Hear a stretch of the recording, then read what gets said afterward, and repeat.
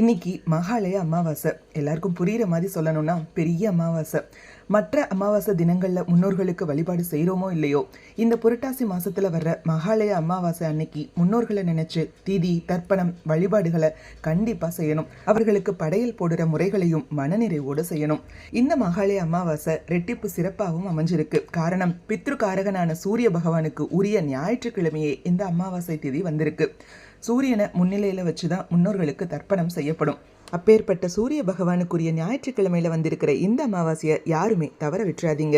சக்தி வாய்ந்த இந்த அமாவாசை நாள்ல காலையில 12 மணி வரைக்கும் தர்ப்பணம் கொடுக்கலாம். படையல் போடுவதற்கு 11 to 11:45 வரை நல்ல நேரம் இருக்கு. முடியாதவங்க அடுத்தது வர்ற 1:30 மணியிலிருந்து 2 மணி வரை படையல் கொடுக்கலாம். திதி தர்ப்பணம் செய்ய முடியாதவங்க இந்த ஒரு விஷயத்தை மட்டுமாவது கண்டிப்பா செஞ்சிருங்க. பசியோட இருக்கிற ஏழை எளியவங்களுக்கு இதுவரைக்கும் நல்ல சாப்பாடே சாப்பிடாத ஒரு 4 பேருக்கு உங்க கைகளால அன்னதானம் கொடுக்கும் போது முன்னோர்களோட ஆசி கண்டிப்பா கிடைக்கும்.